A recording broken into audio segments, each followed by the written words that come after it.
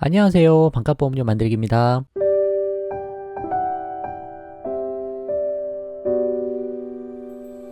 오늘은 4세대 실비 보험 보장 너무 부족한 것 아닌가요? 라는 제목으로 영상을 좀 만들었습니다. 2021년 7월부터 가입하신 모든 분은 이제 4세대 실비밖에 가입이 안 되시잖아요.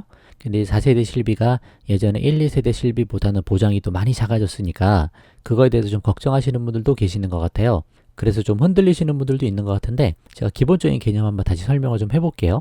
4세대 실비의 기본 보장이 어떻게 되는지 간단히 좀 보고 이거 가지고 정말 부족한가? 병원 치료비를 보장받는 기본 본연의 목적을 잘 달성하지 못할 소지가 있나? 그런 부분을 한번 짚어보도록 하겠습니다. 그래서 우리 대부분이 국민건강보험 가입하고 계시잖아요. 그래서 이 건강보험과 실비보험, 이거 연계 지점도 한번 보면서 부족한 부분이 뭐가 있을 수가 있고 또 그렇게 보기보단 어떤 방식으로 바라보는 게 더 좋은 건지 그런 부분도 한번 설명을 해보도록 하겠습니다. 한번 보시고 방향 잡아보세요.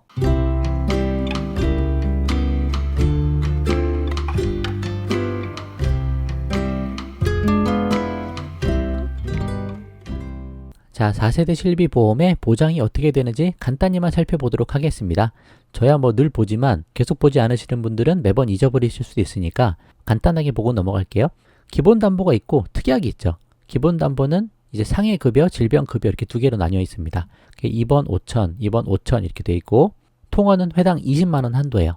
그래서 통원으로 가면 20만 원까지밖에 보장을 못 받으니까 큰 금액은 보장 못 받죠. 그래서 병원비가 만약에 크게 나오고 큰 치료를 받아야 되면 입원해서 한 5천만 원 한도로 지급받는 게 유리할 수 있습니다. 그래서 기본 담보에는 일단 다 급여만 들어있어요. 급여고 보장이 어떻게 되냐? 급여 보장 의료비에서 공제 금액이 20%다. 그러니까 우리가 내는 비용이 20%고 실비보험에서 80%를 지급한다. 그렇게 보시면 됩니다. 통원도 마찬가지예요. 80% 기본적으로 지급하는 거고 최소 자기부담금이 조금 있다. 그래서 병원 의원은 만원, 상급종합병원은 2만원. 그 정도 차이. 그래서 의료비의 20%랑 요 최소 자기부담금 중에 큰 금액을 공제한다. 뭐 그 정도로 보시면 돼요. 그냥 한 80% 나온다 생각하시면 되는 겁니다. 쉽게. 상해든 질병이든 똑같고요. 기본 보장은 이렇게 돼 있고 이제 특별약관이 특약이죠. 우리가 실비보험 가입할 때 요 세 가지 특약을 함께 가입합니다. 처음에 무조건 다 같이 가입하셔야 돼요. 나중에 이제 뭐 상황이 정말 힘들어서 보험료 내기가 어렵다. 그럼 하나 둘씩 뭐 삭제해 나가는 그런 방법도 있을 수 있습니다. 그래서 4세대부터는 비급여를 다 특약으로 뺐죠. 빼면서 비급여는 70%만 보장하겠다. 그래서 공제 금액이 30%다. 우리가 30% 정도는 내야 된다. 그렇게 되는 거예요. 뭐 큰 틀은 그렇습니다. 3대 비급여도 원래 3세대 실비에서 70% 보장했던 거거든요. 근데 이제 4세대부터는 이 3대 비급여 30% 보장했던 것처럼 나머지 비급여도 다 30%로 지급하겠다. 그 정도로 보시면 됩니다. 자, 그럼 오늘 제가 이제 주로 말씀드리려고 했던 부분은 이 부분이에요. 4세대 실비가 보장하는 부분에 대해서 한번 먼저 보고 실비가 있으면 어느 정도까지 보장이 되는 건지 그 부분 한번 이야기 좀 해보겠습니다.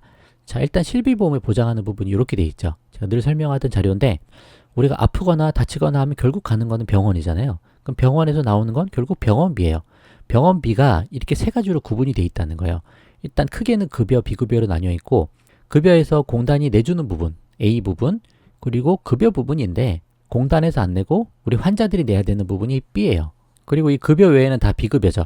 그래서 건강보험이 적용되지 않아서 우리 환자들이 다 직접 내야 되는 비용이 이 비급여 부분입니다. 그 총 병원비가 A 플러스 B 플러스 C로 나온다는 거죠. 그러면 여기에 뭐 입원비, 수술비, 검사비, 뭐 약 짓는 비용, 뭐 주사 맞는 비용, 모든 비용이 다 포함되어 있는 거예요. 그래서 제가 별도로 입원비, 수술비 그런 거 가입 안 해도 된다. 그냥 말씀드리는 게 그런 부분입니다. 여기서 A는 어차피 공단에서 다 내주니까 우리가 신경 쓸 부분이 아니고 B 플러스 C는 우리가 내야 되는데 이 B 플러스 C를 실비보험이 커버를 한다. 그 내용이죠. 1세대 실비 가입하셔서 입원하셨으면 요 B 플러스 C의 100%가 다 나온다. 그래서 1세대 실비 가입됐으면 요 A 부분은 건강보험에서 내주고 B 플러스 C는 실비보험에서 내주고 본인이 낼 비용이 없는 거죠. 그래서 막강한 파워다. 근데 이런 부분들이 이제 뭐 어떻게 보면 일부 남용도 있고 해서 뭐 계속 적자로 이어지다 보니까 요 B 플러스 C를 보장하는 게 이제 조금씩 줄어들고 있는 거죠. 처음에는 10%는 이제 가입자가 내세요. 뭐 그렇게 되다가 이제는 20%는 내세요. 이렇게 돼 있고 지금 4세대 실비는 요 B에서는 20% 정도 가입자가 내고 C에서는 30%를 가입자가 내세요. 뭐 그런 식으로 돼 있는 겁니다. 자, 그러면 이제 건강보험정책연구원에 보면 평균적으로 우리 총 병원비에서 이 A와 B와 C가 어느 정도 비율을 차지하고 있는지를 나타낸 자료가 있어요. 건강보험 보장률이 총 병원비의 63.8%를 차지한다. 그러니까 총 병원비가 100만 원이 나왔다. 그러면 건강보험에서 63만 8천 원이 지급이 돼버리는 수준이죠. 이건 물론 평균 데이터입니다. 그리고 건강보험 급여에 해당하지만 본인 부담하는 여기서 B 부분은 19.6%, 그래서 총 100만 원에 19만 6천 원 정도가 여기에 해당되고 비급여에 해당되는 부분은 16.6%에 해당되더라. 그래서 아직 엄청나게 큰 부분은 아니에요. 그 16만 6천 원 정도는 비급여에 해당된다. 근데 지금 계속 정부가 하는 건 뭐예요? 비급여를 자꾸 급여로 바꾸고 있죠.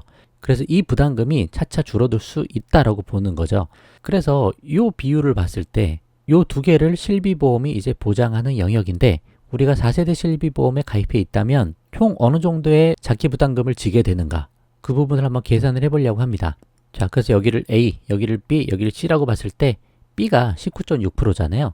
근데 19.6%에서 여기는 급여에 해당되는 부분이니까 급여의 20%를 우리가 내는 거죠. 4세대 실비 보장이 급여의 20%, 비급여의 30%를 우리가 부담하는 거니까.